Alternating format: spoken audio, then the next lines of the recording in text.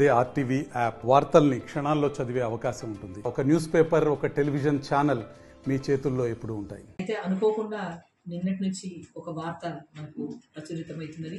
ఏంటంటే ఒక వెండి బ్రిక్ ఏదో మాయమైందనో అదని వార్తలు చెప్తున్నారు. అయితే నేను జాయిన్ అయ్యి మొన్న August 29 నేను రెగ్యులర్ ఛార్జ్ తీసుకున్నాను. గతంలో ఉన్న ఈఓ గారి ద్వారా నేను ఇంకా ఛార్జ్ తీసుకోలేదు. తీసుకోవడానికి ముందుగా మేము అసలు ఈ ఒక బంగారంకు వెండికి సంబంధించినటువంటి ఎవ్రీ వెరిఫికేషన్ అనేది ఒక 2 సంవత్సరాలకో 3 సంవత్సరాలకో ఖచ్చితంగా జరగాలి.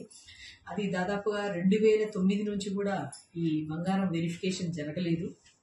దానికోసమే నేను ప్రత్యేకంగా ఛార్జ్ తీసుకునే ముందర అసలు పూర్తి స్థాయిలో వెరిఫికేషన్ జరగాలనే ఉద్దేశంతో జ్యువెలరీ వెరిఫికేషన్ ఆఫీసర్ ఈ 3వ సారి రావడం జరిగింది.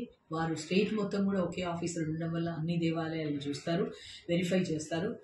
ఆ ఆఫీసరు వారు ఈ గత 2 రోజుల నుంచి కూడా ఇక్కడే చేస్తున్నారు. ఈ రోజు వరకు ఉంటారు. వారు మళ్ళీ March 1st వీక్లో వస్తారు. ఇప్పటివరకు బంగారం పూర్తి స్థాయిలో అంటే రికార్డులు కానీ, రిజిస్టర్స్ కానీ, రిసీట్స్ కానీ అన్ని వెరిఫై చేయడం జరిగింది.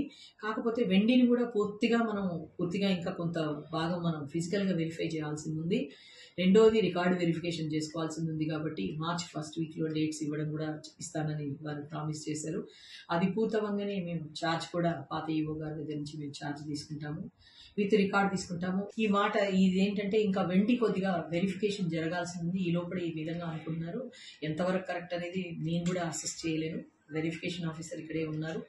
వారి ద్వారా వారు ఏదైతే ఫస్ట్ వీక్లో చేస్తారో దాని తర్వాత ఒకవేళ నిజంగా లేనట్టయితే అది రిపోర్ట్ సబ్మిట్ చేయబడుతుంది కమిషనర్ గారికి. వారి మీద క్రమశిక్షణ చర్యలు కానీ లేకపోతే అంటే పై స్థాయి నుంచి కింది స్థాయి వరకు కూడా చర్యలు తీసుకుంటారు. మరిన్ని వీడియోస్ కోసం ఛానల్ ని సబ్స్క్రైబ్ చేయండి. లేటెస్ట్ అప్డేట్స్ కోసం వాట్సాప్ ఛానల్ ని ఫాలో చేయండి.